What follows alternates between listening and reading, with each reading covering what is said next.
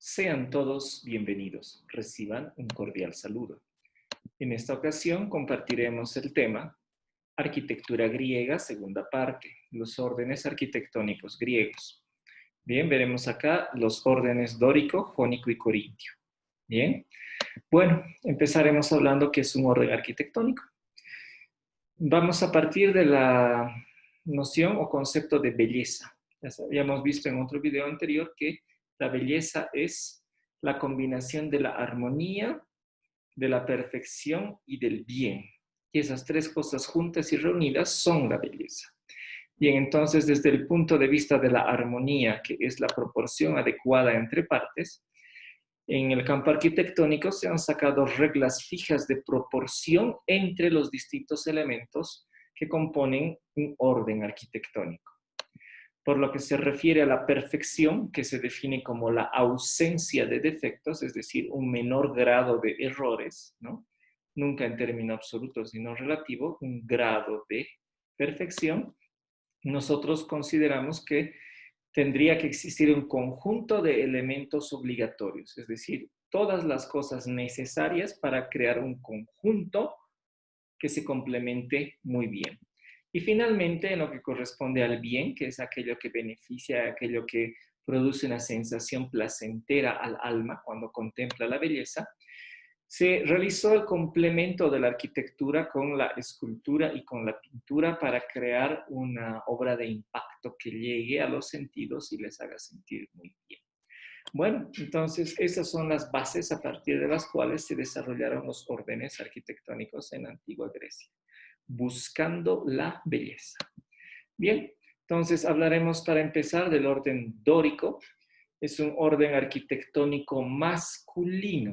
Bien, lo que dice Vitruvio es que los griegos midieron cuánto medía un paso, ¿no? Dado por un hombre promedio, y relacionaron con su altura y se dieron cuenta que el tamaño de las zancadas o pisadas, digámoslo así, de los varones corresponde al sexto de su altura, es decir, cada 6 pasos tendría que completarse la distancia equivalente a la altura en estatura de una persona.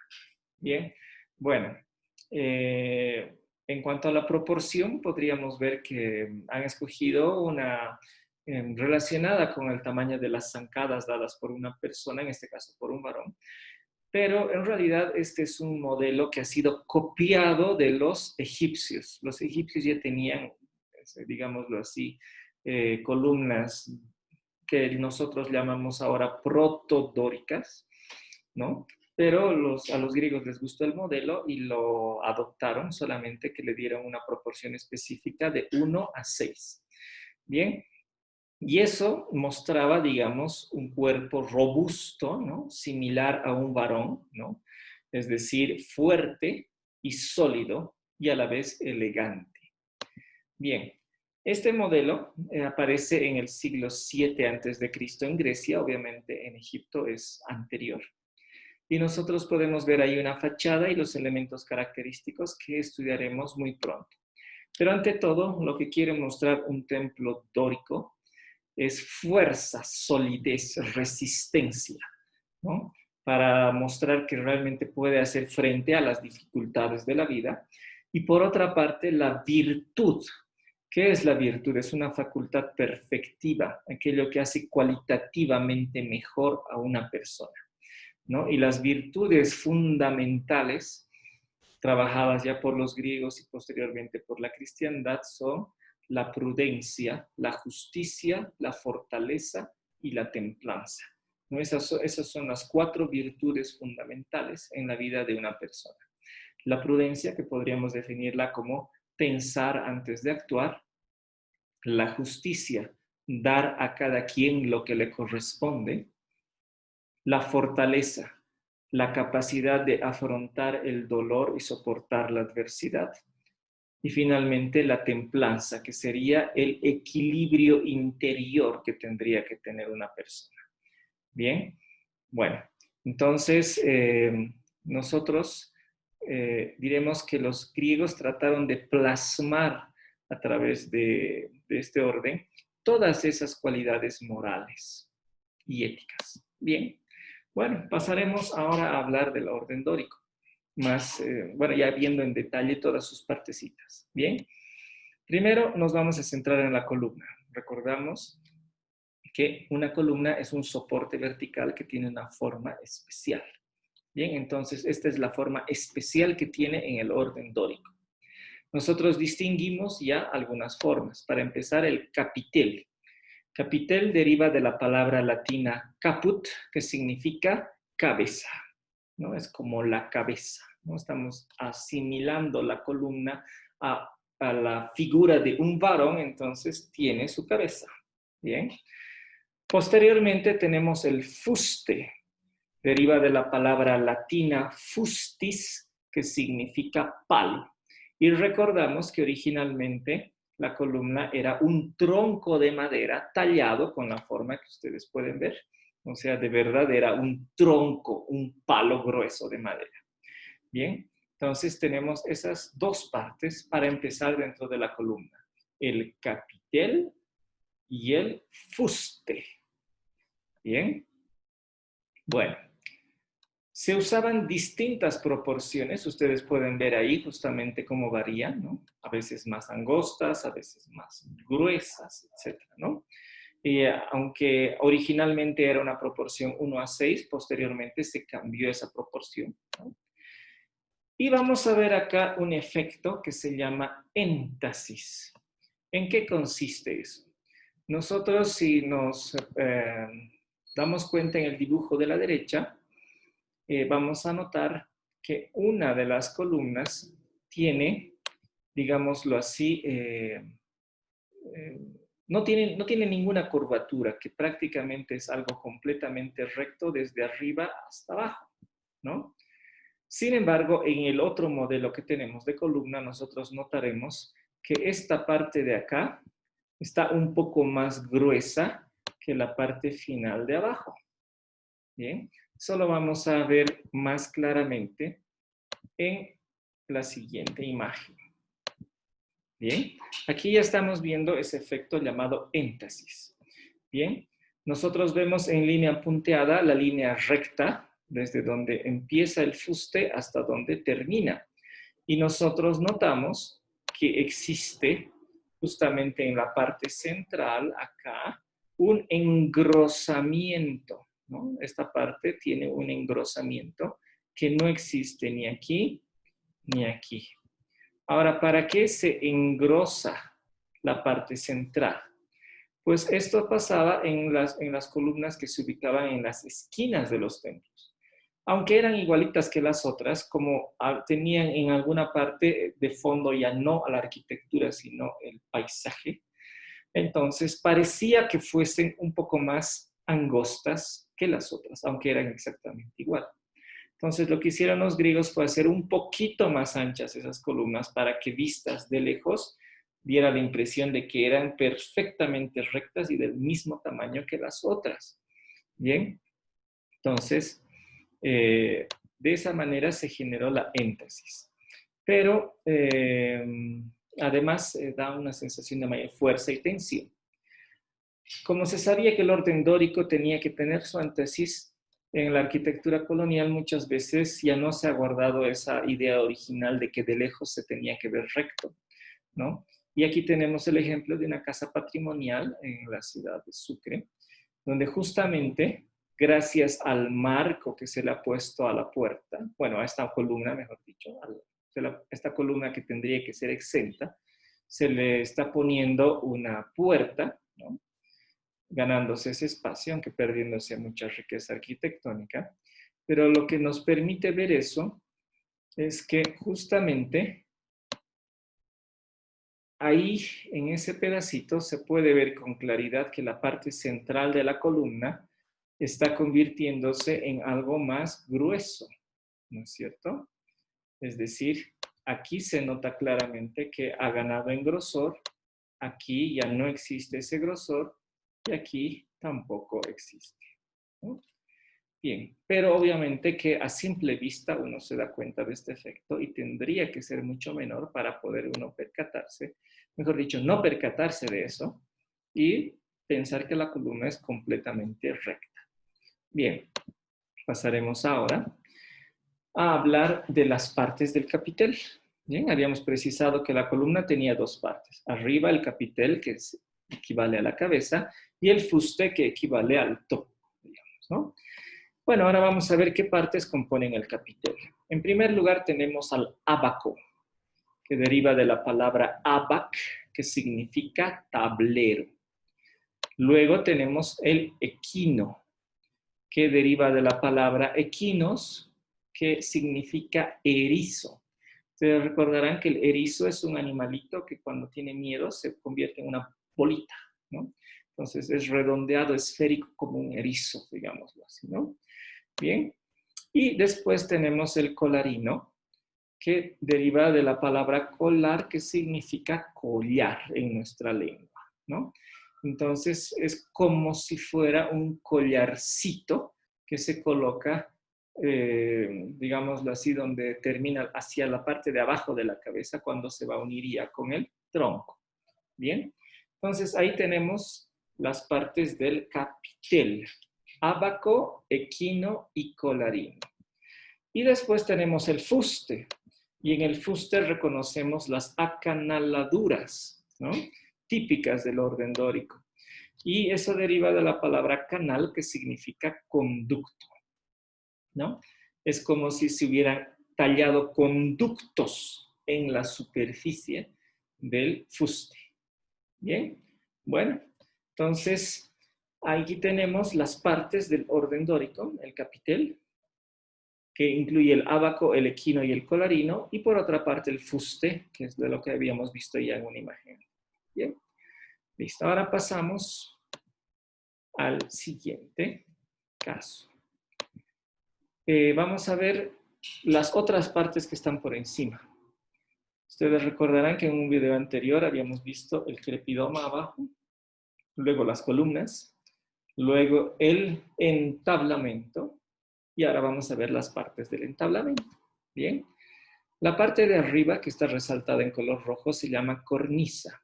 Y eso deriva de la palabra coronis, que significa corona, que es justamente la coronilla, digamos, ¿no? La parte superior de la frente, ¿no? Luego tenemos el friso, que deriva de la palabra frigium, que es el locativo de Frigia, es decir, es alguien de Frigia, ¿no? Otro locativo podría ser, digamos, cochabambino, de Cochabamba, o paseño, de La Paz, ¿no? Y frigium significa de la región de Frigia, que actualmente se encuentra en un país llamado Turquía, en Asia Menor. Es una partecita de ese país que se encontraría al sur, digamos, al centro-sur de lo que es actualmente Turquía, en Asia Menor. Bien. Posteriormente tenemos el arquitrabe, que deriva de arqui, que significa superior, y traps, que significa viga. Entonces, si nosotros nos fijamos, digamos, desde la perspectiva de una persona que estaría por aquí, entonces nosotros veríamos que él diría, ¿no? Esa es la viga que está en la parte por encima de mí, ¿no? Entonces, es para esa persona una viga que está en la parte superior de su cabeza, digamos, ¿no? Por encima de su cabeza, ¿no? Entonces, de ahí deriva el nombre arquitrabe. Bien. Bueno, pasemos ahora a ver otras partes más.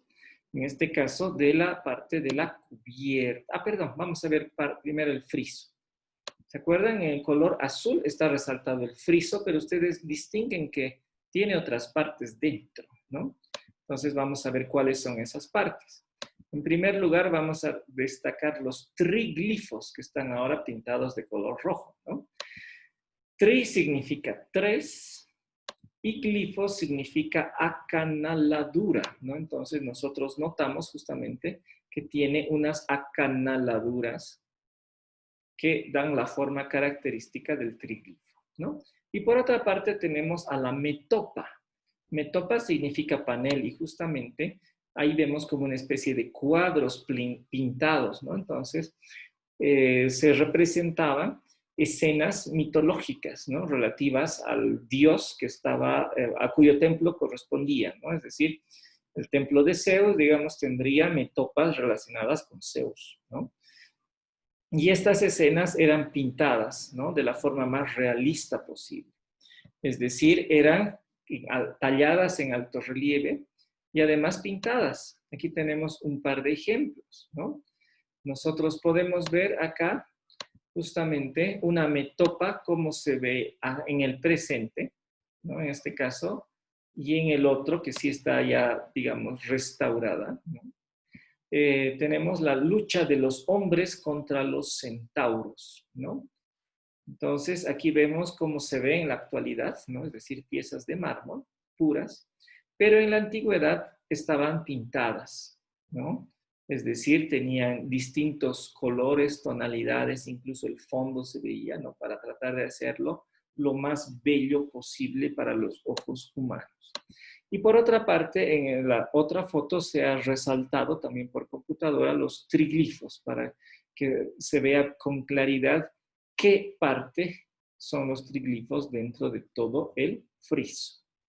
Bien, bueno, pasaremos ahora a ver la parte de la cubierta. Bien, entonces la parte superior, el techo, se llama cubierta y, bueno, tiene al frontón, ¿no? Que deriva de la palabra frons, que significa frente, y por otra parte la cima o escocia, que deriva de Scotia o Escocia, que significa sombra. Bien, porque esa parte sobresale un poco para adelante y entonces cuando el sol ilumina genera una sombra justo debajo de la escocia, ¿no? Es aquella parte que genera sombra. Bien, bueno, con eso terminamos. Pero nos faltaba la última parte, la gárgola. Bien, la parte final, donde generalmente se colectaban las aguas del techo, tenía una boca de un monstruo por donde salía el agua y se vertía. Eso generalmente se llamaba gárgola.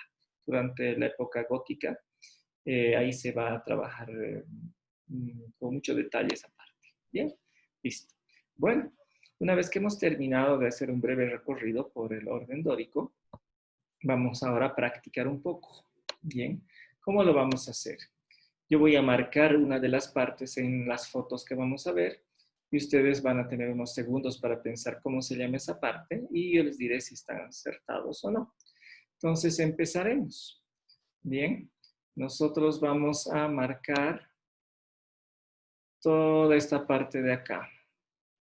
Bien, entonces, ¿cómo se llama a ese conjunto de columnas?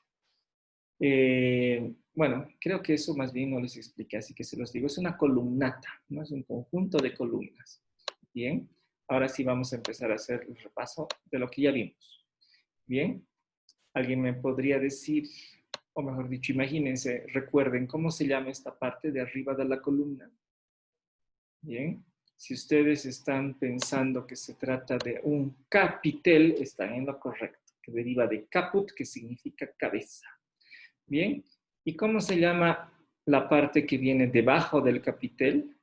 Esa parte grande y larga. Pues se llama, ¿se acuerdan? Fuste, que deriva de fustis, que significa palo. Bien, y es porque eso era antes un tronco. Bien, continuemos. Vamos a ver ahora la parte de aquí. ¿Cómo se llama esta parte donde estoy colocando la flecha? Esta parte de aquí. Bien. Bueno, si ustedes han dicho arquitrabe, que significa la viga superior que veo yo desde abajo, ¿no? Entonces ese es el nombre justamente de toda esta parte. ¿Cómo se llama la que viene encima del arquitrabe, que sería esta? ¿Recuerdan cómo se llama? Tenía el nombre de un lugar, es el friso, friso. Muy bien, listo. Ahora vamos a preguntar, ¿cómo se llama esta parte de aquí que sobresale? Bien, se llama cornisa, que viene de coronis, ¿no? que también se utiliza en la coronilla. Muy bien. Ahora seguiremos. Vamos a ver dónde podrían encontrar ustedes un triglifo. Triglifo. Bien, me imagino que ya están viendo varios lugares donde hay triglifos. Por ejemplo, aquí hay un triglifo. Aquí hay otro triglifo, ¿no es cierto? 3 acanaladuras dentro del friso, ¿no? Y ustedes también deben estar recordando ya cómo se llaman estos paneles. Se llaman metopas. Muy bien. Y si les dijera, ¿dónde es el crepidoma? ¿En qué lugar se encuentra el crepidoma? Entonces ustedes recordarán, domos significa casa y crepis significa base. Entonces ahí tenemos el crepidoma. Bien, bueno, vamos a pasar a ver otra imagen ahora. Nosotros tenemos esta. Bien, entonces, ¿quién me dice dónde están las columnas? Sí, seguramente están riéndose. Oh, eso es tan fácil ahora. Aquí tenemos una columna, ¿no? Por ejemplo, ¿no? Aquí tenemos otra columna. Muy bien. Ahora, ¿dónde se encuentra la cima o escocia? Escocia, recuérdense esa parte que produce sombra. Aquí está la Escocia. Esa es la Escocia. Bien. Ahora, ¿quién me dice dónde se encuentra el entablamento? Recuerden el entablamento, esa parte que era formada de tablas que acabamos de revisar hace muy poco atrás. Bien, entonces nosotros tenemos al entablamento, que es, perdón un minutito, que sería todo esto. Todo eso es el entablamento, ¿no?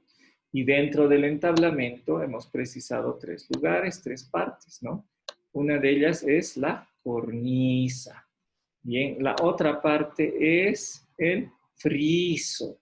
Y la última parte es el arquitrabe. Muy bien. ¿Recuerdan ustedes cómo se llama esta parte de aquí?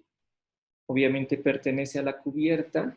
Se llama frontón o frente. Muy bien. Entonces, ustedes se darán cuenta que no es tan difícil, ¿no es cierto?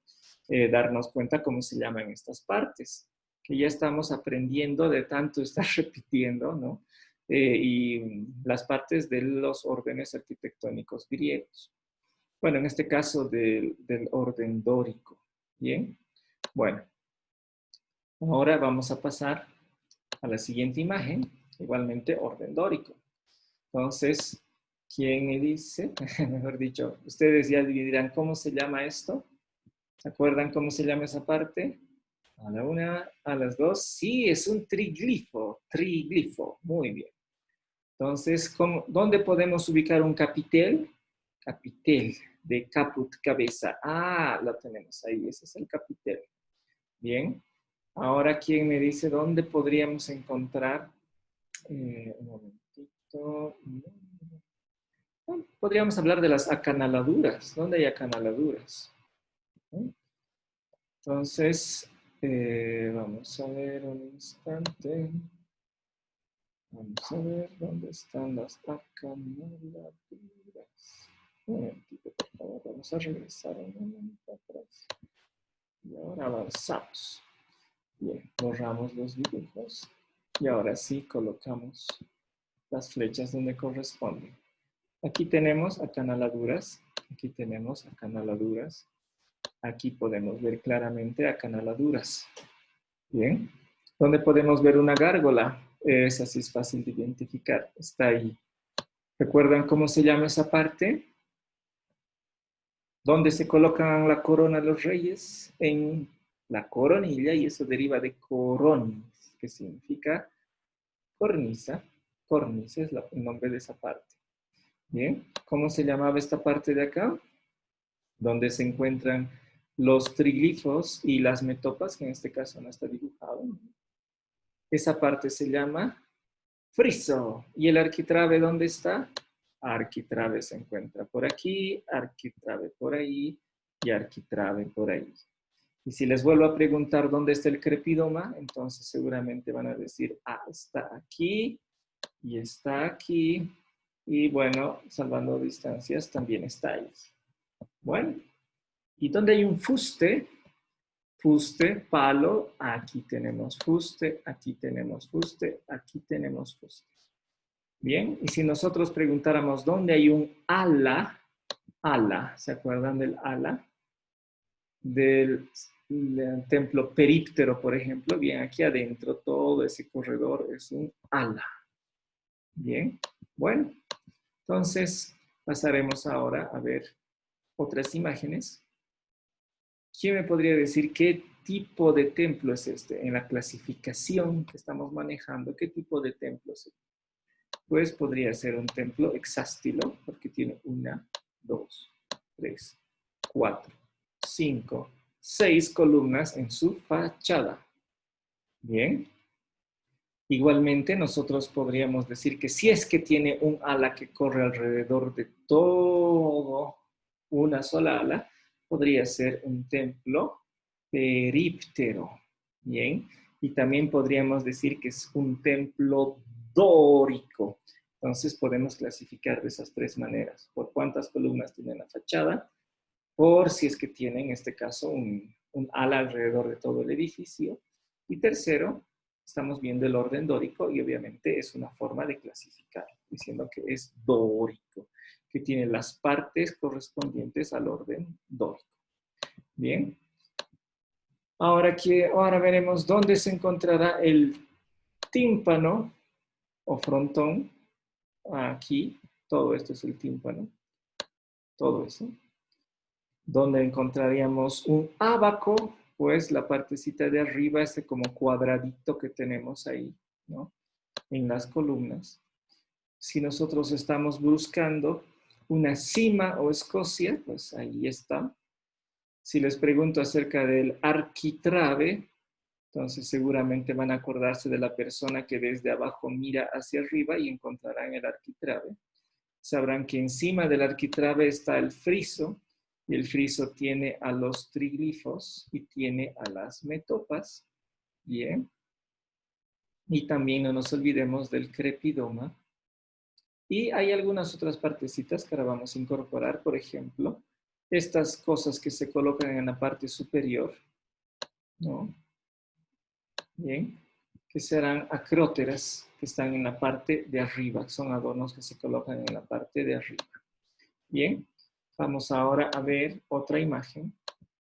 Acá podríamos precisar dónde hay énfasis.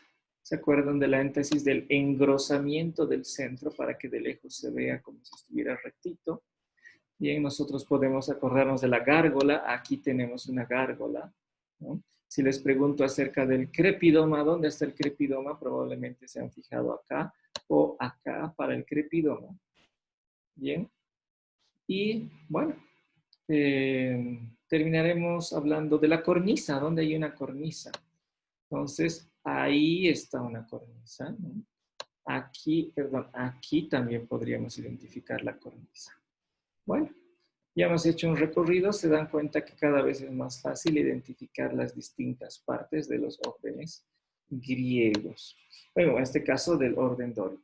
Bien, terminaremos por acá. Entonces, viendo muy rápidamente algunas partecitas en el último dibujo. Nosotros podríamos hablar de un ala, justamente que está ahí, ¿no? Y otra ala que está por aquí. Nosotros podríamos ver nuevamente el crepidoma. ¿Recuerdan cómo se llama esta parte de acá, que parece una cabeza? Es el capitel. Y dentro del capitel podemos ver el ábaco. Y nosotros podemos ver el equino, que es esa parte redondeada que está justo por debajo. Vamos a precisar también, ahí está el equino, ahí está el equino. Y aquí tal vez se ve mejor todavía el equino. ¿Bien? Bueno, y el frontón se ve ahí, y ahí, y ahí. Muy bien. Bueno, ahora sí vamos a pasar a la siguiente parte.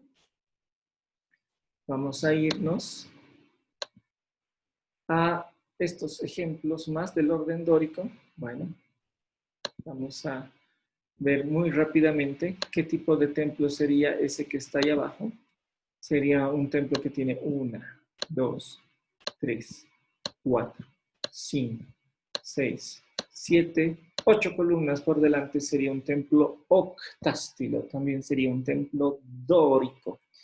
Bien, y también podríamos ir colocando nombres a estas partes. ¿Cómo se llamaba esa parte de ahí? Esa parte son triglifos. Bien, ¿cómo se llama esta parte grande del frente? Es un frontón. Bien, y ¿cómo se llaman estos cuadraditos que se colocan en la parte superior del capitel? Se llaman abacos. Bien, abacos. Bueno, creo que podríamos ya terminar nuestro recorrido por este mini repaso. Vamos a borrar los dibujos. Mostrando ya de esta manera el arquitrabe, triglifo, métopa, cornisa, cima o escocia y las acanaladuras y el colarino, que creo que hasta ahora no lo habíamos mostrado antes. Bien, colarino igualmente ahí. Y bueno, y en la otra es demasiado pequeño para poder precisarlo. Bien, bueno, después de haber hecho el repaso del orden dórico, vamos a pasar al siguiente orden. Esto lo vamos a dejar y ya sin repasar les invito a que más adelante ustedes mismos pongan pausa en el video y empiecen a preguntarse a sí mismos cómo se llaman las distintas partes. ¿Bien? Y vamos a hablar del orden jónico. El orden jónico es un orden femenino, es decir, es un orden que va a representar a una mujer, ¿no? Y ahí ven lo que dice Vitruvio al respecto. Dicen que los griegos quisieron hacer un templo en honor de Diana, una diosa, y entonces decidieron que la columna tenía que ser mucho más esbelta y más decorada que una columna dórica masculina, ¿no? Entonces le pusieron algunas cositas. Por ejemplo, cambiaron la proporción, dijeron una mujer tiene pasos más chicos que los de un varón, entonces que corresponden solamente a 1/8 de su altura, y entonces calcularon esa proporción 1:8. Y además las mujeres no caminan descalzas, sino que utilizan alguna especie de calzado, así que le pusieron adornos en la parte de abajo de la columna que simbolizaran el calzado femenino. Y en la parte de la cabeza pusieron adornos en su peinado, unos bucles rizados que simularan justamente un pelo bien, en este caso, hechos rizos, digamos, de una mujer. Y también guirnaldas que simulan el flequillo, ¿no?, que lleva la mujer en la parte de la frente. Entonces le pusieron adornos femeninos. Bien, bueno. Entonces, además, le colocaron a lo largo de todo el fuste unas acanaladuras, pero ya no con que terminen en punta como en el orden dórico, sino que estuvieran mucho más suaves. Entonces nosotros vamos a justamente resaltar que no termina en punta, sino en una parte más bien plana, ¿no? Una parte plana, ¿no? Y eso también se puede ver acá, por ejemplo, que tiene un acabado que termina en una parte plana, que hacía recuerdo a los pliegues de los vestidos que usaban las mujeres griegas. Cabe decir, por último, que esta mujer que se representa es una mujer adulta, ¿no?, ya desarrollada completamente, y que generalmente era madre de varios hijos, ¿no? Entonces, el orden dórico representa a un varón, a un padre, si ustedes quieren. El orden jónico a una madre, a una mujer adulta, plenamente desarrollada. Bien, bueno, pasaremos ahora a ver otras características del orden jónico. Bien, vamos al capitel. ¿Se acuerdan? Capitel deriva de caput, que significa cabeza. Para empezar tenemos el abaco. Sí, abaco, recuerdan, deriva de abac, que significa tablero, ¿no? Y ahí sí realmente parece una tablita de madera. Bien. Luego tenemos las volutas, que derivan del verbo latino volvere, que significa dar vueltas, ¿no?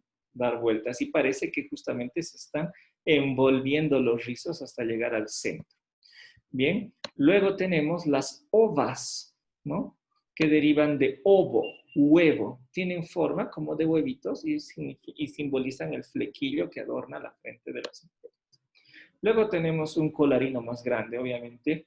Las mujeres utilizan más adornos en el cuello que los varones, entonces utilizan más collares y por eso son, en este caso, es un collarino mucho más visible, que deriva de collar, que significa collar. ¿Bien? Entonces ahí tenemos básicamente lo mismo que en el orden dórico. Ábaco, colarino, pero se ha transformado, ya no hay equino, ¿no? Pero sí hay ovas y hay volutas, ¿no? Entonces uno se da cuenta de cómo es este capitel y uno rápidamente lo puede asociar a los atributos femeninos de los que hemos hablado más antes. Bien, vamos a ver ahora que, bueno, ya hemos mencionado que el fuste tiene acanaladuras y que las columnas tienen basamentos, tienen la parte inferior como adorno del calzado femenino. Bien, bueno, vamos a ver en detalle esa parte inferior. Bien, nosotros vamos a precisar que esa parte que estamos resaltando se llama toro y deriva de la palabra toros, que significa moldura convexa, y justamente es eso, una moldura convexa. La parte siguiente se llama escocia, ¿se acuerdan de la escocia? Es esa cosa que produce oscuridad y justamente se forma oscuridad porque tenemos primero una parte que sobresale y una parte que se mete, entonces obviamente que va a generarse sombra desde arriba para la parte de abajo que está más metida. Y finalmente tenemos hacia abajo que se imaginan, pues si es otro toro, igual que el de arriba. ¿Bien? Para terminar tenemos el plinto, que deriva de la palabra griega plintos, que significa ladrillo. Bien, ¿se acuerdan que originalmente las columnas eran de madera? Bien, pues ¿qué pasa cuando un tronco de madera está enterrado en el suelo? Pues la humedad va pudriendo la madera, entonces en algún momento los griegos colocaron una base de ladrillo para que la humedad no destruya la madera de las columnas, pero eventualmente todo se transformó en piedra, ya no había necesidad de tener esos cuidados, pero les pareció una forma elegante y la dejaron ahí, ¿no? Entonces, aunque está todo hecho en piedra, ya no necesita el cuidado de una impermeabilización, pero ha quedado la forma del elemento que antes servía para construir esa parte de la columna. Bien, pasaremos ahora a practicar un poquito, ¿no? No será tanto como el orden dórico, perdón. Vamos a ver, ¿recuerdan cómo se llama eso? Eso que es el ladrillo, digamos, ¿no? Que permeabilizaba de alguna forma. El plinto. Bien, luego tenemos un toro. Y si ese es un toro, esto es un toro también. Bien, ¿dónde tenemos la Escocia? Ahí la tenemos, a la Escocia. Bueno, pasaremos al siguiente dibujo. Aquí tenemos, ¿quién me dice dónde hay volutas? Sí, estoy seguro que ya se han dado cuenta dónde están las volutas. Ahí tenemos las volutas, ¿no? Volutas, bien visibles. Bien, ¿quién me dice dónde hay una pilastra? Pues aquí, ¿se acuerdan? El pedazo de pared disfrazado como si fuera una columna. Bien, ahí vemos que son dos paredes, una que llega de acá y otra de acá, y la parte de la esquina está disfrazada de columna. Bien, nosotros tenemos una enorme cornisa que resalta del edificio. Nosotros podemos distinguir también la cima o escocia que se encuentra más arriba. Nosotros sabemos que si miramos desde abajo lograremos fácilmente identificar el arquitrabe. Nosotros vemos el fuste, vemos las acanaladuras y vemos las partecitas planas intercaladas entre acanaladura y acanaladura. Y bueno, tenemos las ovas muy claramente visibles ahí, ¿no? Y tenemos otra ova. Bien. Bueno, como verán, mucho más adorno en este tipo de orden que en el anterior. Bueno, continuamos. Vemos acá en la parte del capitel donde vamos a marcar cada una de las partes. Una vez más, tenemos el ábaco, tenemos las volutas, tenemos el gran colarino, ¿no? Bien, y tenemos las ovas. Ahí las tenemos. Bien. Vamos a marcar otra vez las ovas. Ahí está. Listo. Y obviamente tenemos el fuste con sus acanaladuras, como en el ejemplo anterior. Bueno, pasaremos a el siguiente dibujo. Acá nuevamente vemos un templo, y aquí podríamos decir qué tipo de templo es. Imagino que ya están diciendo, es un templo próstilo con columnas delante, correcto. Y también es 1, 2, 3, 4 columnas, que significa tetrástilo. Y también es jónico, porque claramente se nota en su capitel que tiene todas estas partes que ya hemos identificado en el orden jónico, típico capitel jónico. Y para terminar vamos a precisar la basa. Ahí la tenemos. Muy bien. Bueno, borramos los dibujos y continuamos. Pasaremos al orden corintio. ¿Qué es el orden corintio? Es el tercer orden y corresponde a una mujer virgen, ¿ya? Pero en este caso vamos a precisar algunas cosas más. La edad promedio a la que se casaban las griegas, las mujeres griegas, era muy inferior a la que se casaban los griegos. Es decir, las mujeres griegas generalmente se casaban alrededor de los 14 a 16 años, ¿no? O sea, jóvenes, bastante jóvenes. Y los varones generalmente les doblaban en edad. Por eso en el mundo occidental hasta el presente, generalmente cuando se forma una pareja, el varón suele tener más edad cronológica que la mujer, ¿no? Bueno, volvamos al orden corintio.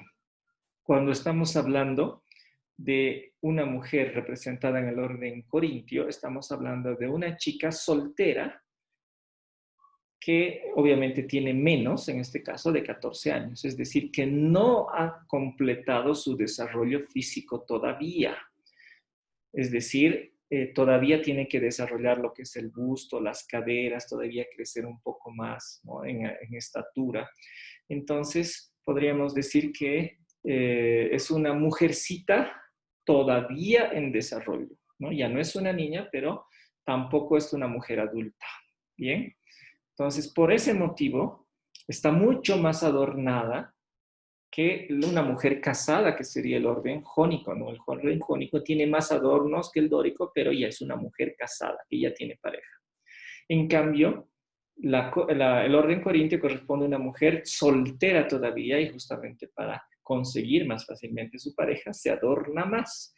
Y obviamente, como no tiene todavía desarrollado ni el busto ni la cadera, entonces es mucho más esbelta que los órdenes anteriores. Bien, entonces vamos a identificar ahora las partes. Nosotros tenemos, para empezar, el entablamento, donde distinguimos la cornisa, y obviamente dentro de la cornisa ustedes verán que hay más partecitas, pero ya no vamos a llegar a un análisis tan detallado. Nos vamos a quedar en las tres grandes partes que hemos visto en el entablamento. La cornisa, que deriva de coronis, que significa corona.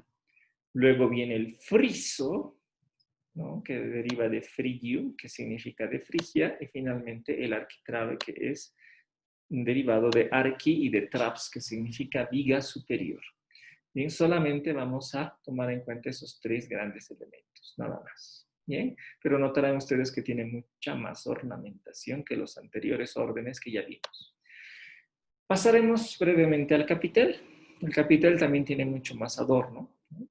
Y vamos a distinguir el abaco, que deriva de abac, que significa tablero, eso ya lo recuerdan bien. Luego tenemos los caulículos, que deriva de caulis, que significa tallo, y ustedes verán que son como los tallos del helecho. Es decir, es una ramita que sigue creciendo, no ha terminado de crecer, todavía está estirándose, desarrollándose, y así como en el mundo vegetal este tallo está en crecimiento, esta mujercita, digamos, todavía está en desarrollo. Bien, y luego tenemos las hojas de acanto, que son, bueno, el acanto es un árbol que no existe en América, pero que tiene hojas como las que se ven ahí en la representación y se parecen un poco a los crisantemos, que son flores pequeñas, ¿no? Bueno, Finalmente tenemos el baquetón, que deriva de baqueta, que significa moldura redonda, es un sinónimo de toro, ¿no? Pero en este caso, en el capitel corintio, no hablamos de toro, sino de baqueta. Bien, esas son las partes del capitel corintio. Ábaco, caulículos, hojas de acanto y finalmente la baqueta. Bueno, vamos a ver en el fuste, que consta de 24 acanaladuras alrededor, son 24 acanaladuras. Y es una columna muy esbelta, ¿no? Generalmente la relación del alto con el ancho es de 1 a 20, o sea, realmente mucho más delgadas que en los anteriores órdenes. Bien, ya para terminar vamos a hacer un muy breve repaso. Me imagino que ya deben estar incluso algo cansados con tanto contenido que se ha visto en el video.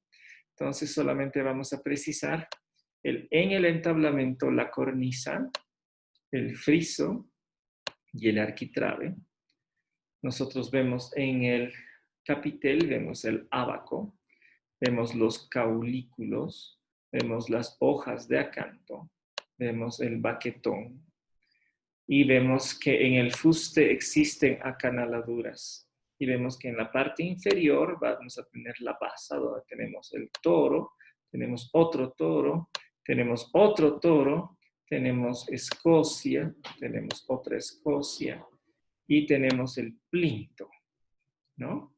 Bien, bueno, y vamos a ver ahora el siguiente dibujo o la siguiente foto donde igualmente podemos encontrar rápidamente los caulículos, las hojas de acanto, el ábaco, el fuste. Nosotros nos damos cuenta rápidamente dónde está el arquitrabe. Bien. Y terminamos con esta otra imagen. Borramos dibujos y notamos una vez más las partes que son los caulículos, el baquetón, las hojas de acanto, el ábaco, ¿bien? Y el fuste de la columna. Bueno, vamos ahora a dejarlos. Les pido que repasen, por favor, en lo posible esto que hemos visto de los órdenes griegos para poder consolidarlo como un saber ya adquirido. Vean los ejemplos, vean otros ejemplos que ustedes identifiquen y yo creo que les va a servir bastante. Este video que he tratado de mostrar un poquito de teoría, bueno, bastante teoría en realidad, y un poco de práctica para consolidar eso. Les agradezco mucho por su atención. Les invito a visitar mi portal académico, cuya dirección web aparece a pie de pantalla, donde hay varios artículos científicos ya publicados. Muchas gracias por su gentil atención.